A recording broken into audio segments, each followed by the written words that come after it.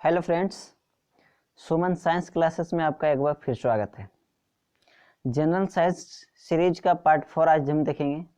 इसमें भी previous years के 20 क्वेश्चंस हैं जिसका डीपली सॉल्यूशन देखेंगे। तो चलिए सेशन को शुरू करते हैं और देखते हैं पहला क्वेश्चन। पहला क्वेश्चन कहता है, एक दिन में किसी सामान्य व्यक्ति के वृक्कों में से होकर कितना लीटर रुधिर गुजरता है। यानी कि कहता है कि मानव ह्यूमन किडनी से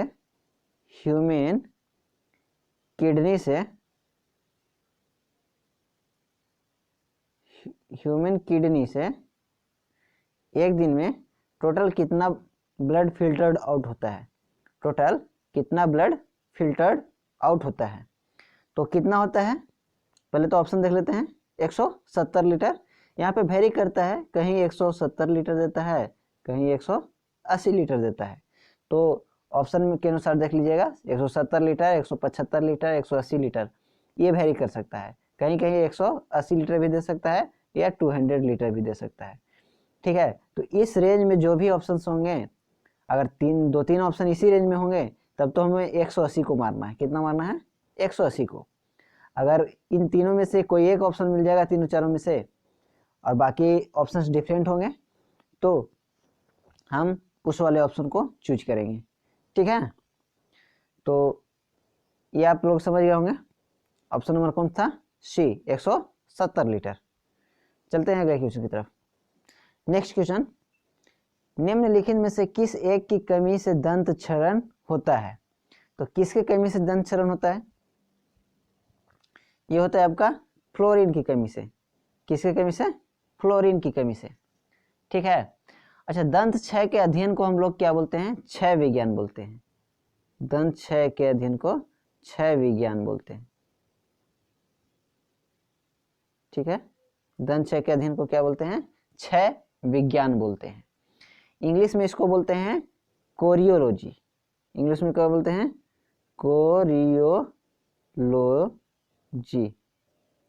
कोरियोलॉजी। ठीक है, इंग्लिश में कोरियोलॉजी, हिंदी में दंत क्षय। किसके कारण होता है? फ्लोरीन के कारण होता है। ठीक है, आई थिंक समझ गए होंगे। चलते हैं नेक्स्ट क्वेश्चन की तरफ। क्वेश्चन नंबर 3, सभी एंजाइम हैं, अल्कलॉइड हैं, प्रोटीन हैं, कार्बोहाइड्रेट हैं, लिपिड हैं, क्या हैं? तो ऑप्शन मेरा कौन सा हो जाएगा? ऑप्शन बी, सभी एंजाइम्स क्या हैं? प्रोटीन्स हैं। जितने भी एंजाइम्स होते हैं और हार्मोन्स होते हैं, जितने भी एंजाइम होते हैं और हार्मोन्स होते हैं, ये सभी क्या होते हैं? प्रोटीन का ही मिलकर बना हुआ होता है। ठीक है, सभी क्या होते हैं? प्रोटीन से मिलकर बने हुए होते हैं। एंजाइम्स हो गए, हार्मोन्स हो गए।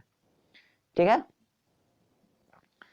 तो ऐसे एक दो हार्मोन्स में एक्सेप्शनल भी मिलता है जो कि प्रोटीन का नहीं बना हुआ होता है, तो उसको हम लोग बाद में देखेंगे किसी सेपरेट वीडियोज में। ठीक है, अभी चलते हैं फिलहाल अगले क्वेश्चन की तरफ। निम्नलिखित विटामिनों में से किसकी हीनता से मूत्र में बढ़ी हुई कैल्शियम आयन हानि होती है?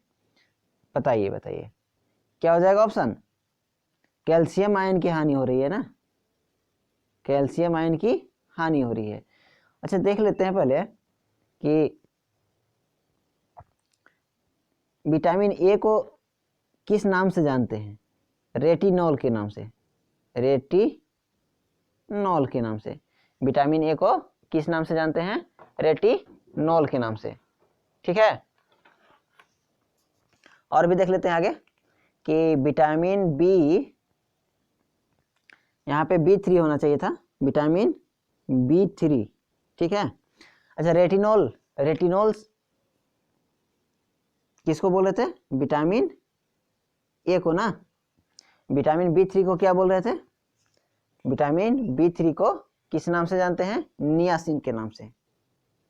नियासिन के नाम से जानते हैं। ठीक है, विटामिन B3 को नियासिन के नाम से जानते हैं। और भी इसी तरह से आगे देख लेते हैं, विटामिन सी को किस नाम से जानते हैं?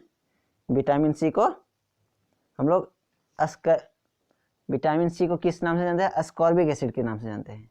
किस नाम से जानते हैं? अस्कॉर्बिक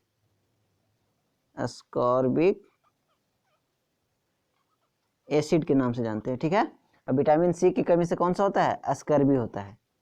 तो ये तो याद करने लायक है ही नहीं, सिर्फ अस्कॉर्बिक एसिड याद करिएगा, इससे पता चल जाएगा कि कौन सा रोग होता है, विटामिन सी की कमी से अस्कॉर्बी, ठीक है। और भी देख लेते हैं यहाँ पे।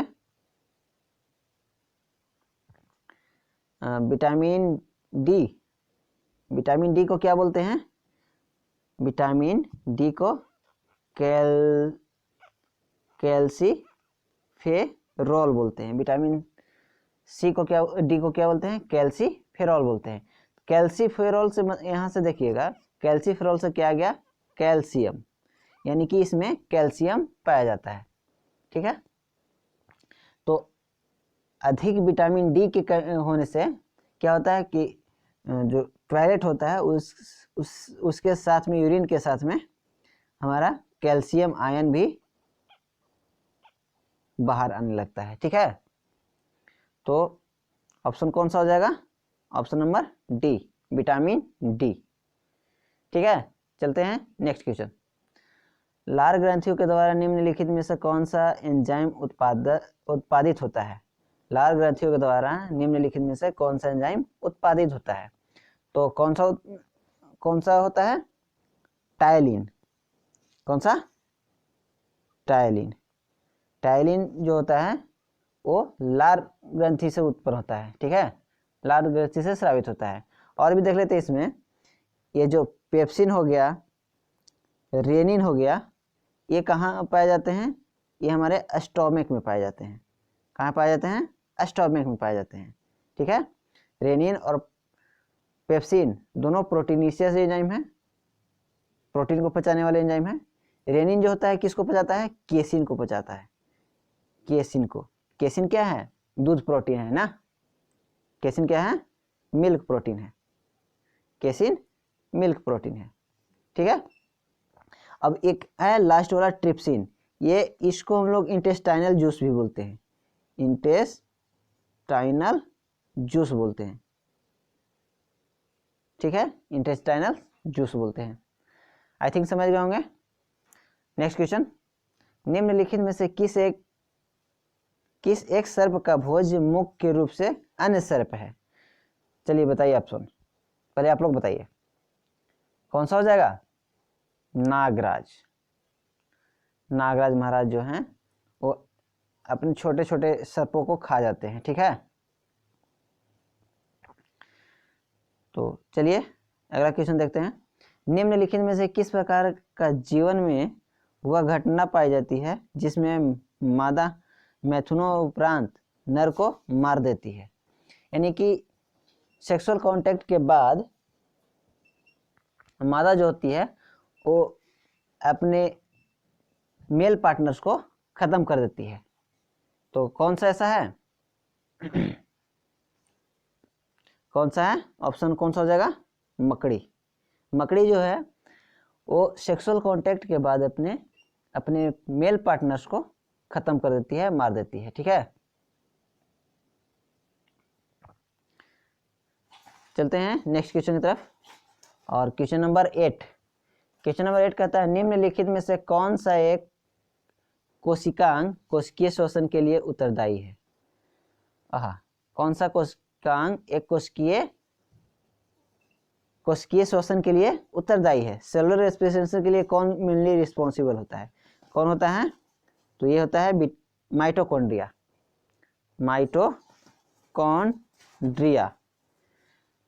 माइटोकॉन्ड्रिया को इसी कारण से हम लोग क्या बोलते हैं? Power house of the cell. Power house of the cell. Power house of the cell बोलते हैं किसको? माइटोकॉन्ड्रिया को, ठीक है। और भी इससे रिलेटेड थोड़ा सा जान लें कि माइटोकॉन्ड्रिया का खोज किसने किया था? तो माइटोकॉन्ड्रिया का खोज किसने किया था? कोलिकर ने किया था।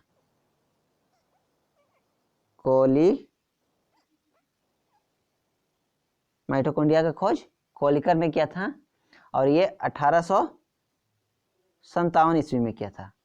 माइटोकॉन्ड्रिया का खोज किसने किया था? साफ साफ मैं लिख रहा हूँ, कोलिकर, और 1857 ईस्वी में किया था। ठीक है, और भी अभी देख लेते हैं। गोल्जी का है लाइसोसोम। लाइसोसोम को हम लोग सुसाइडल बैग बोलते हैं, यानी कि suicide bag of the cell बोलते हैं, यानी कि हिंदी में बोले तो कोशिका के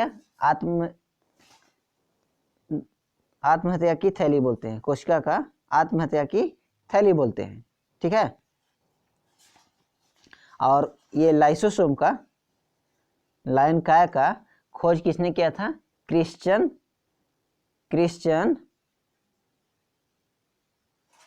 डी डुबे ने। क्रिश्चियन डी डुबे ने 1955 ईस्वी में, क्रिश्चियन डी डुबे ने 1955 ईस्वी में लाइसोसोम का खोज किया था। ठीक है, तो चलिए, मेरा ऑप्शन कौन सा था? Option number D, mitochondria, power house of the cell.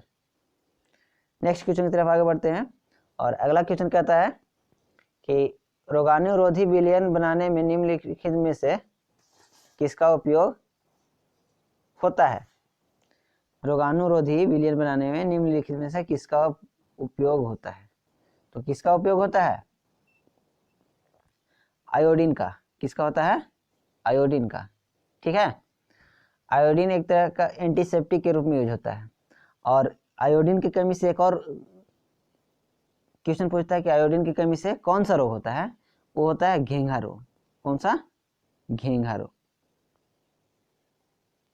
Iodine की कमी से कौन सा रोग होता है? घेंघा रोग। ठीक है, आयोडीन क्या है? एक तरह का एंटीसेप्टिक के तौर पर भी यूज किया जाता है। ठीक है, क्वेश्चन नंबर 10, निम्नलिखित दिशाओं में से किस एक में रासायनिक अभिक्रिया नहीं होती है? खाने के नमक वायु के संपर्क में आता है। ठीक है, नेक्स्ट ऑप्शन, कोयला वायु में जलता है, सोडियम को जल में डाला जाता है, लोहे के आर्द्र वायु में रखा जाता है। यहाँ पे आर्द्र नहीं, चादर होगा, लोहे का चादर कहाँ रखा जाता है? वायु में रखा जाता है। तो मेरा ऑप्शन कौन सा हो जाएगा? खाने का नमक वायु के संपर्क में आता है तो कोई अभिक्रिया नहीं करता है, कोई रिएक्शन नहीं करता है। ठीक है, हाँ, यहाँ पे कोयला को जब जलाएंगे तो CO2 निकलता है। ठीक है, हीट निकलता है, अभिक्रिया करता है, जिसके फलस्वरूप हीट निकलता है और लाइट निकलता है, और क्या निकलता है? CO2 निकलता है। इसी तरह से सोडियम जो है उसको हम लोग किरोसिन तेल में रखा जाता है। सोडियम को अगर पूछ दे कि सोडियम को किस चीज में रखा जाता है, तो किरोसिन में रखा जाता है, किरोसिन ऑयल में रखा जाता है। क्यों रखा जाता है किरोसिन ऑयल में?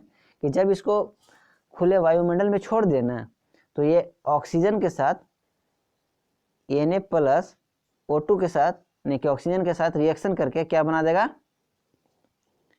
सोडियम ऑक्साइड बना देगा, Na2O बना देगा। ठीक है, और अगर इसको पानी में रखा जाए तो पानी के साथ, यानी कि H2O के साथ Na+H2O, H2O के साथ रिएक्शन करके क्या बना देता है?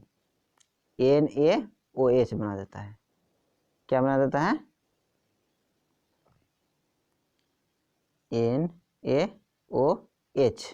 NaOH बना देता है, और साथ ही साथ हाइड्रोजन गैस उत्पन्न होता है। ठीक है, इसलिए इसको किस में रखा जाता है? किरोसिन के तेल में डुबा कर रखा जाता है। और लोहे के चादर को हम लोग देखबे करते हैं कि जब वायुमंडल में खुले छोड़ देते हैं तो उस पर कुछ समय के बाद क्या हो जाता है? जंग लग जाता है। तो कौन सा ऑप्शन में रह जाएगा? ऑप्शन नंबर ए, खाने के नमक को वायु के संपर्क में रख दीजिए खुला, कभी कुछ नहीं होगा। ठीक है, नेक्स्ट क्वेश्चन, क्वेश्चन नंबर 11, निम्नलिखित में से कौन सा एक सबसे अधिक मृदु है? ठीक है, कौन सा ऑप्शन हो जाएगा? सोडियम। कौन सा हो जाएगा? सोडियम। ठीक है, नेक्स्ट क्वेश्चन, अगला क्वेश्चन देखते हैं। लोहे को संक्षारित होने से बचाने के लिए जस्ता यानी जिंक का प्रयोग किया जाता है, क्योंकि जस्ता क्या है, लोहे की तुलना में अधिक धन विद्युतीय है, लोहे से सस्ता है, नीलाभ सफेद धातु है, ऊष्माधार विद्युत का एक अच्छा चालक है।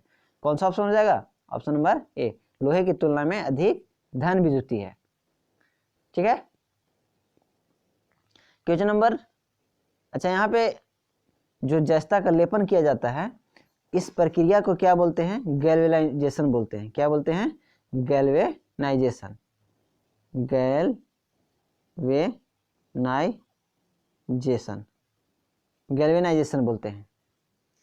ठीक है, अगला क्वेश्चन, मैरी क्यूरी ने 2 भिन्न नोबेल पुरस्कार कौन सी श्रेणियों में प्राप्त किए हैं? तो कौन से श्रेणी में प्राप्त किया है?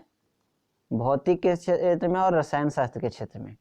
ठीक है, मैरी क्यूरी ने पहले देखते हैं डिस्कवर किस चीज का किया था, तो ये रेडियो एक्टिविटी का डिस्कवर किया था,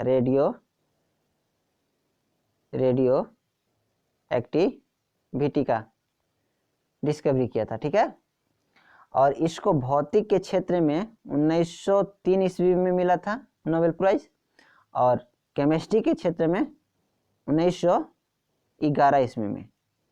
केमिस्ट्री के क्षेत्र में कब मिला था? 1911 में, और भौतिक में 1903 में। ठीक है, चलते हैं अगला क्वेश्चन। नेक्स्ट क्वेश्चन कहता है यांत्रिक ऊर्जा का एक एसआई यूनिट क्या है? यांत्रिक ऊर्जा का एसआई यूनिट क्या है? तो क्या है? ऊर्जा बोले या यांत्रिक ऊर्जा बोले, एसआई यूनिट क्या होता है? जूल ही होता है। क्या होता है? जूल होता है। ठीक है, नेक्स्ट क्वेश्चन, क्वेश्चन नंबर 15, प्राकृतिक विज्ञानी प्रयोगशालाओं में प्रयुक्त सूक्ष्मदर्शी कैसा प्रतिबिंब बनाता है? तो कौन सा ऑप्शन हो जाएगा मेरा? आवर्धित आभासी सीधा प्रतिबिंब, ह्रासमान वास्तविक सीधा प्रतिबिंब, आवर्धित आभासी प्रतिलोमित प्रतिबिंब, ह्रासमान आभासी और सीधा प्रतिबिंब। कौन सा हो जाएगा ऑप्शन मेरा? आभासी, आवर्धित और सीधा प्रतिबिंब बनाता है। ठीक है, क्वेश्चन नंबर 16 कहता है यदि पृथ्वी के वायुमंडल के CO2 गायब हो जाती है तो पृथ्वी की सतह पर तापमान क्या होगा? तो क्या होगा? ये पिछले क्लास के वीडियो में भी काफ़ी अच्छे से जिक्र कर चुके हैं, उसका डिस्क्रिप्शन बॉक्स में लिंक दिया हुआ है, वहाँ से विजिट करके उस वीडियो को आप अच्छे से देख सकते हैं। ठीक है, तो मेरा ऑप्शन कौन सा हो जाएगा? ऑप्शन नंबर बी, CO2 की कमी से क्या हो जाता है? पृथ्वी के जो एटमॉस्फेयर का जो लेयर होता है, जिसको जो कि हमारे धरती द्वारा जो ऊष्मा उत्सर्जित की जाती है, उसको क्या करता है? यहाँ पे बैरियर के रूप में रोकने का काम करता है। ठीक है, जिससे क्या होता है? हमारा शरीर, हमारे पृथ्वी का तापमान बरकरार रहता है, बना हुआ रहता है। ठीक है, next question, question number 17, word processor spreadsheet उदाहरण है। वर्ड प्रोसेसर स्प्रेडशीट उदाहरण है, किस चीज़ का उदाहरण है? तो ये एक तरह का एप्लीकेशन सॉफ्टवेयर का एग्जाम्पल है, उदाहरण है। ठीक है, इसी में हम लोग क्या क्या देखते हैं? माइक्रोसॉफ्ट वर्ड देखते हैं, माइक्रोसॉफ्ट पावर पॉइंट देखते हैं, माइक्रोसॉफ्ट एक्सेल देखते हैं, फोटो एडिटिंग देखते हैं। ठीक है, तो चलते हैं अगले क्वेश्चन की तरफ। क्वेश्चन नंबर 18, एरोसोल का उदाहरण है। बहुत बार एक क्वेश्चन पूछा हुआ है, इस क्वेश्चन को VVI भी लगा सकते हैं, इस क्वेश्चन को VVI लगा सकते हैं, बहुत बार ये क्वेश्चन आया हुआ है, तो इसको VVI में लगा दीजिए। ठीक है, कौन सा ऑप्शन होगा? और इसका पे भी डिस्क्रिप्शन, इसका भी काफ़ी डिटेल में पिछली वीडियो में बता दिए हैं, उन सभी का लिंक दिया हुआ है डिस्क्रिप्शन में, वहाँ से जाकर सभी वीडियोज को आप देख सकते हैं। ठीक है, कौन सा ऑप्शन हो जाएगा? सी, धुआं। नेक्स्ट क्वेश्चन कहता है आधुनिक मनुष्य के हाल का पूर्वज है। आधुनिक मनुष्य के हाल का पूर्वज है, कौन है पूर्वज? हाल का पूर्वज पूछ रहा है ना, तो कौन सा हो जाएगा? ऑप्शन नंबर सी, सॉरी, कौन सा हो जाएगा? क्रो-मैग्नोन। क्रो-मैग्नोन, आधुनिक मनुष्य के हाल का पूर्वज कौन है? क्रो-मैग्नोन। ठीक है, तो यहाँ पे हम लोग थोड़ा सा डिटेल स्टडी देख लेते हैं, मानव विकास का एक क्रम देख लेते हैं कि कैसे कैसे मानव का विकास हुआ है, इवोल्यूशन हुआ है। देखते हैं सबसे पहले मानव में कौन सा आया, मानव के पूर्वज में ड्रायोपिथेकस। सबसे पहले जो आया उसको बोलते हैं ड्रायोपिथेकस। ठीक है, ड्रायोपिथेकस। ये कहाँ कहाँ पाया जाता था? ये चाइना में पाया जाता था, अफ्रीका में पाया जाता था, ठीक है, यूरोप में पाया जाता था, और कहाँ पाया जाता था? इंडिया में पाया जाता था, यूरोप में, इंडिया में। उसके बाद कौन आया? उसके बाद आया रामापिथेकस। कौन आया? रामापिथेकस। ठीक है, ये कहाँ कहाँ? जापान और अफ्रीका में, जापान और अफ्रीका में देखा गया। ठीक है, जापान और अफ्रीका में देखा गया। उसके बाद कौन आया? ऑस्ट्रेलोपिथेकस।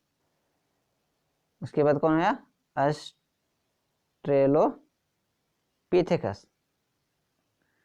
ऑस्ट्रेलोपिथेकस जो कि कहाँ पाया जाता था? साउथ अफ्रीका में। कहाँ? साउथ अफ्रीका में। उसके बाद कौन आया? होमो इरेक्टस। कौन सा आया? होमो इरेक्टस। ठीक है, होमो इरेक्टस आया। उसके बाद होमो इरेक्टस के बाद, अच्छा, होमो इरेक्टस जो था वो, उसका जो बॉडी पोस्चर था वो सीधा था, इसीलिए उसको इरेक्टस नाम रखा गया। यानी कि सीधे के कारण, इरेक्ट होने के कारण उसको इरेक्टस रखा गया, होमो इरेक्टस। ठीक है, तो होमो इरेक्टस के बाद कौन सा आया? होमो इरेक्टस के बाद होमो सेपियंस। होमो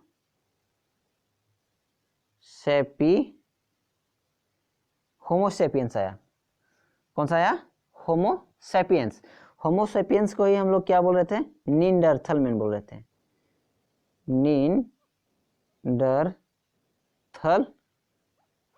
नींडरथल मैन बोल रहे थे। होमो सेपियंस को ही किस नाम से जान रहे थे? नींडरथल मैन के नाम से।